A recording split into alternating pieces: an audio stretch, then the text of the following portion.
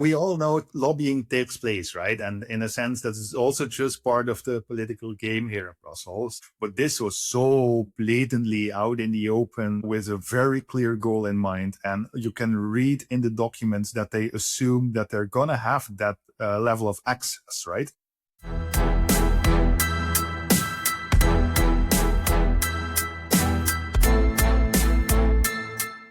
Follow the money.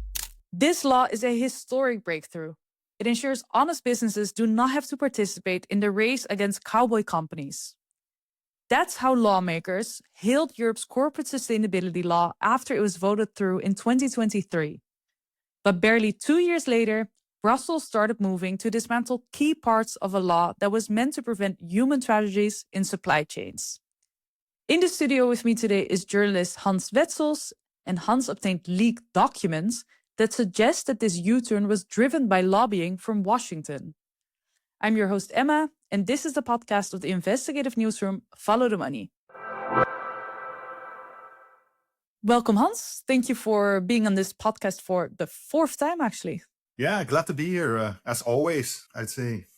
So it was the 24th of April in 2013. The Rana Plaza commercial building in Bangladesh collapsed, and that caused the death of over 1,000 people.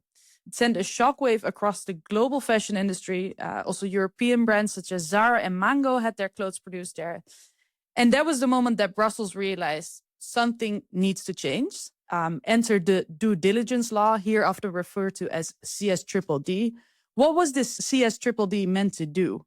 The idea is that this would be an international supply chain law that would make due diligence checks for international companies mandatory.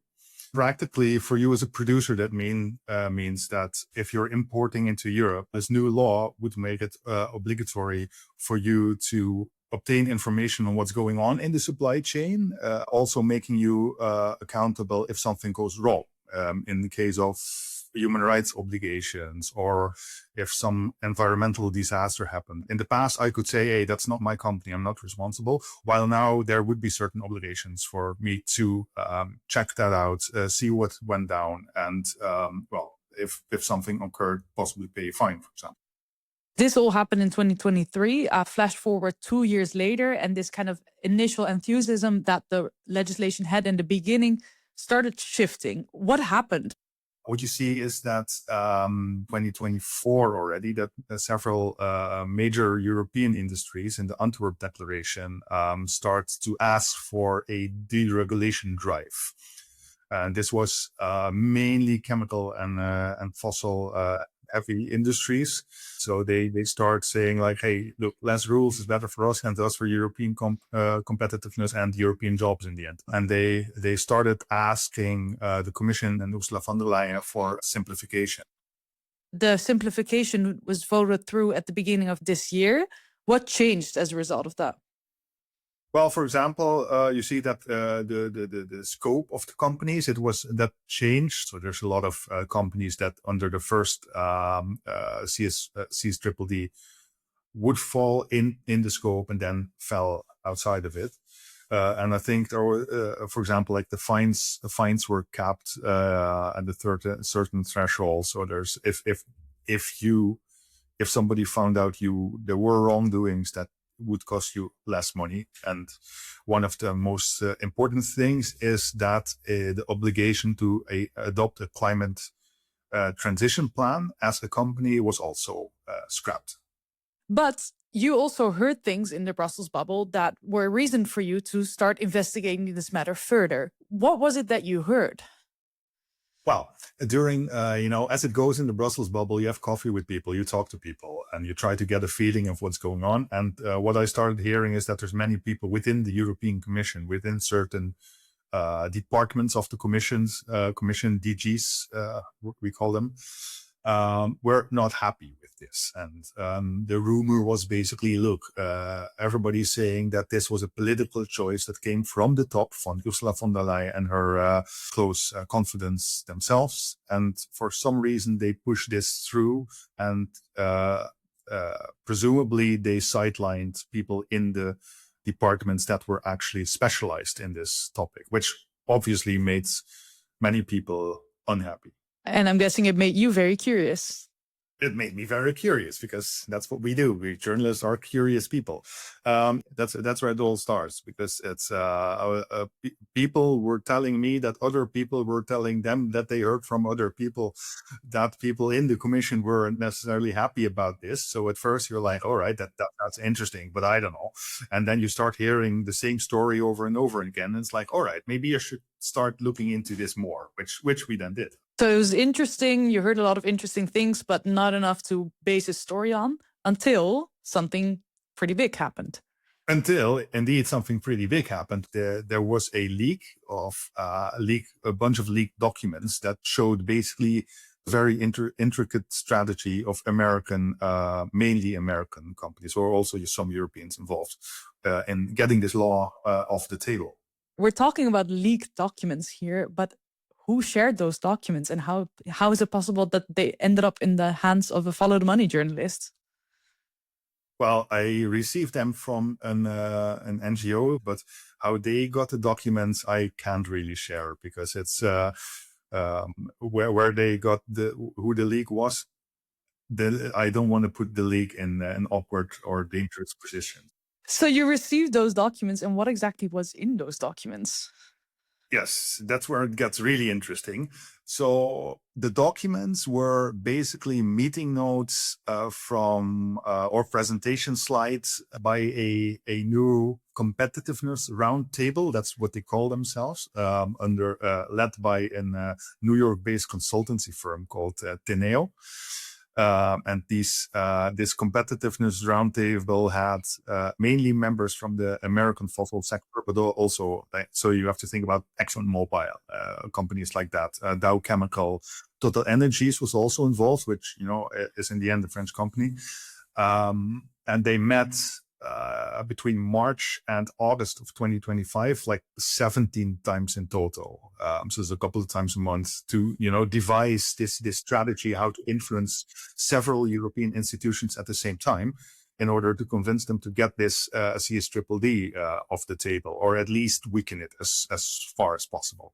So you had these companies that come together like a couple of times each month to talk about, all right, which members of the European Parliament are, can we influence and that are right now in favor, but might be turned against this law. Yeah, and the screenshots of that strategy are in your story. I also have them in front of me right now. We will also put this screenshot in the video version of this podcast. It's quite shocking. So the language is not soft by any means. No, absolutely not. It was literally called a divide and conquer strategy in the European Council. And at the same time, they were literally saying at some point that within the European Commission, they had to, and this is a quote, sideline stubborn DGs, sideline the parts of the Commission that would not share their point of view. And they wanted to target the political level, which in Brussels lingo basically is the cabinet of von der Leyen and the people high up in the hierarchy, to convince them to push aside, critical departments. So there was a very, very well thought of strategy with thorough chopped institutions and target them all at once at the same time for months on end. What was your reaction when you obtained these documents and when you saw this? Well, I read them. It was like, what the hell? So, I mean, we all know lobbying takes place, right? And in a sense, that is also just part of the political game here in Brussels. And you can have all kinds of opinions about that, but everybody does that in the end. But this was so blatantly out in the open, like a super strategic approach with a very clear goal in mind. And you can read in the documents that they assume that they're going to have that level of access, right? If I'm a green NGO, I can write about targeting the political level, but the chances that Ursula von der Leyen will pick up the phone are let's say a lot slimmer than if ExxonMobil calls or the US mission or something, So it mainly shows the power that's behind this, I guess. Yeah, because of course here at Follow the Money, a lot of the investigations that we do are about lobbying. Just from my understanding, the type of terms that we see in this document, stubborn, are these your everyday lobbying techniques, or is this something really out of the ordinary? It's not out of the ordinary in the sense that it's not illegal. It's not something that's unique to this case. But what's unique, I guess, is it's very targeted. It's a lot of effort in a very short amount of time. It's about one piece of legislation, and it's the biggest American companies that are targeting the most powerful parts of the European institutions. So I guess that's the shocking part. So these documents sort of prove to you that there was a very targeted strategy led by US companies to dismantle or at least weaken CS-DDD. Once you saw that, what was sort of the next step in your research? Well, I mean, the thing is that the documents were quite shocking, but as I said, it's nothing really illegal, and it doesn't say anything about what they actually achieve, right? So I can have a presentation with you guys here and say like, look, this is what I want to achieve, and I want to have like several talks with von der Leyen, but probably chances are it won't work out. So what you want to do is like ascertain like, okay, what happened with these documents, and then the rumors I heard before came back to mind. It's like, look, there are several departments in the commission that are quite unhappy with what went down. So I wanted to know whether or not this roundtable, this competitiveness roundtable, was successful or not. So I started, asking around if people knew people or were willing to talk to me, and then with all kinds of we had to come up with some workarounds to actually get the information we wanted. But yes, there were several anonymous commission officials that basically said, look, yes, in the end, what was named in these documents, like accessing the political level, as I said, von der Leyen herself, to convince stubborn DGs or sideline stubborn DGs in the end. Well, that's what actually happened. But you just said we needed workarounds to sort of verify this information. Why did you need workarounds? Because officially, commission officials working in those departments, well, in every department, are not as automatically allowed to talk to press. The commission has the spokesperson department for that. If I want to ascertain whether or not somebody was happy or unhappy, I will need to talk to the actual official, not to the spokesperson service, because their job is to tell me what the official position of the commission is, right? And since the second commission under the auspices of von der Leyen took office, there has been very strict monitoring on commission officials, monitoring their official email accounts and that kind of stuff, to prevent leaks, to prevent people from talking to journalists while they're not allowed to, etc., and so forth. And people are actually afraid to lose their jobs if they talk to journalists. So is that something you noticed in this specific research as well, that fear amongst EU officials? Yes. People are really afraid to talk to you, and they're even afraid to use their official email accounts if you have like a simple question. Nonetheless, you did manage to speak to some EU officials that want to remain anonymous. What did they tell you? It was very much, and it basically confirmed what the document said, right? Because as I just told you, is that documents are documents. It's interesting to see that American companies apply such a big lobby pressure, but to actually hear from people in the commission that are pissed off about this themselves, saying like, look, they succeeded. This is exactly what happened. Like putting pressure coming in from the political top to the departments. One example was, which I personally found quite telling, is that we just talked about how complex international supply chains are, right? And if you want to draft a law that actually regulates these supply chains, you will have to need a lot of knowledge about how these work economically, logistically, but also legally, because, well, it's super complex. That's the nature of the whole beast. So you have people that are working on these laws for years on end, which have a lot of knowledge. And then all of a sudden, after the law is approved, everything's fine, blah, blah, blah, comes in like a top official of the commission who doesn't necessarily have the technical knowledge to assess this particular piece of legislation and just tells the experts like, well, we're just going to do it my way. Bye-bye. In the beginning, we said like, okay, companies also sort of wanted to this simplification. So far, now we've been talking quite a lot about US companies, but I'm curious, how did the European companies look at this law and at the simplification? It's a bit of a mixed bag in the sense that, yes, there are mainly the energy intensive chemical fossil companies they were arguing for this simplification from the beginning. So it's not only US lobby. But what's very important is that there's a lot of other big companies in Europe, like Nestle, but also like Unilever and IKEA, Aldi. So that's not small companies, right? They were all very surprised by this simplification drive because they already started investing in cleaning up their supply chains. Then all of a sudden, you don't have to.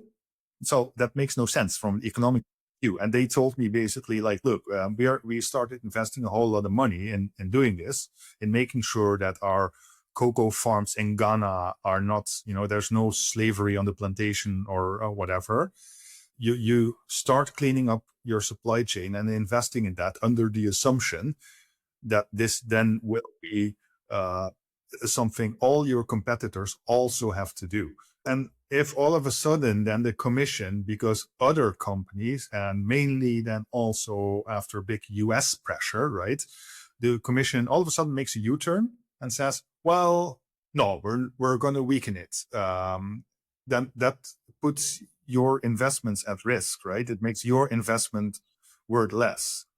So you're not necessarily saying like, oh, Nestle is all of a sudden this super altruistic company who wants this corporate sustainability because they want to do good. But it's more like, well, they thought this was coming. They made the legal changes. They made the necessary adaptations. And whoosh, all of a sudden, change of plans and all of those investments are kind of pointless to an extent. Look, I'm not saying that everybody working in the company is an asshole, right? I've heard from, but let's be clear. It's like, no, they're not an altruistic entity. They're a commercial company that's in there to make, out there to make profit. But there's also, and I've heard that from several people, also the guy working at the Copenhagen Business School I interviewed. It's like, look, there's also people at boardroom levels in many of those companies that believe in, that also realize that things have to change. That's reassuring. That is reassuring. But companies like this also have to follow market logic. And if the European Commission threatens their competitiveness, they might also switch back, right? But competitiveness, that's what this whole story started with. So I would think that EU companies voiced this concern to the Commission and Commission then did something with those concerns. Is that not what happened? No, that's what the companies have been, at least in their conversations with me, but also with other media, I guess, and NGOs have been very vocal about that. They have been voicing concerns about this, and the Commission, for some reason, chose not to take that into account. Well, the Commission itself obviously says in their response, in their answers to me as well, that they have listened to all the stakeholders. It was a balanced process, etc., and so forth. But there are reasons to put that in doubt. But then I think the big question that remains is why did the Commission, why did the EU at least partly give into those US demands? I think that is the most difficult part to actually ascertain, because there's not somebody in the Commission that comes up with a definite answer, unfortunately. But you have the US lobby, which is connected to the Trump administration, basically threatening tariffs if their demands are not met. And there's several occasions, also letters from the US ambassador, for example, who in the Financial Times arguing that legislation like the CSIIE should disappear because European competitiveness and American energy interests, etc., and so forth. So there's a lot of moments where pressure has been applied.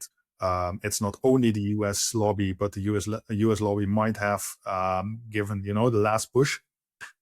But I think in a broader sense, it is problematic that we don't know, right? These processes should be transparent. We should be able to know why the Commission decides to roll back legislation that has already been approved by the Parliament.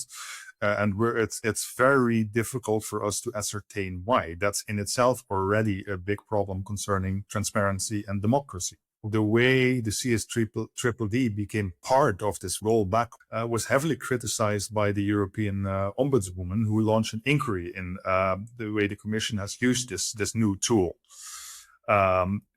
Questioning fast-tracking legislation or the rollback of legislation, because the Commission uses the term urgency in the sense that they assume there's an economic urgency among European companies. But the Ombudswoman herself then found that the Commission has applied this term urgency much too broadly in order to justify what in the end is a very far-reaching legislative proposal. Like the Commission almost uses sort of this light version of an emergency law to do. Let's call it economic martial law, and it's very debatable whether or not we can justify economic martial law. I'm not debating that there's issues at stake, but declaring like economic martial law to roll back existing legislation which has already been approved by Parliament is not only problematic in the economic sense, but also in the democratic sense. But because imagine what precedent this may set if this becomes normal procedure, right? But I think also that's a super interesting nuance, because I think it's often sort of portrayed as this left-wing versus right-wing issue, where like left-wing is in favor of human rights, right-wing wants to support companies as much as possible. But I think what you've sketched here is a very important nuance to that. It's not just left-wing people that were concerned about this. It's also the Ombudswoman that expressed their concerns. And as a matter of fact, also European companies. It's not about left-wing and right-wing. It's about taking a pragmatic approach and looking at what's actually going on. And one of the issues here is that if the European Commission really decides just to listen to one group of stakeholders and then decides to serve their specific interest while ignoring the rest, that's not about left-wing or right-wing. That's about accountability and democracy. And that's, from my point of view, that's much more severe. You just mentioned we often don't know why things happen the way they happen, yet the CSDDD is definitely not the only legislative file where we see this sort of dynamic, right? No, it's in a sense, this is part of a broader political shift where the whole narrative that simplification is key for European competitiveness has it's been hammered through. You have to look at it this way. Is that actually common interest, or is that European company interests who just... Or American company interests? Yeah, or American company interests. And are you investigating some of these other legislative files as well, where similar dynamics might be at play? Yes, there's actually, I was typing away at an investigation into the deforestation regulation. So that's, a European law to prevent deforestation worldwide, which was also postponed and weakened, etc., and so forth. So I guess it's a broader push. Well, I look forward to discussing that piece that will come out soon on deforestation. And for now, Hans, it's been a pleasure to welcome you here again. Thank you very much for our conversation today, and we'll see you soon. Bye-bye. You've listened to the podcast of Follow the Money. Our watchdog journalism is funded by our members. Subscribe and support European investigative journalism.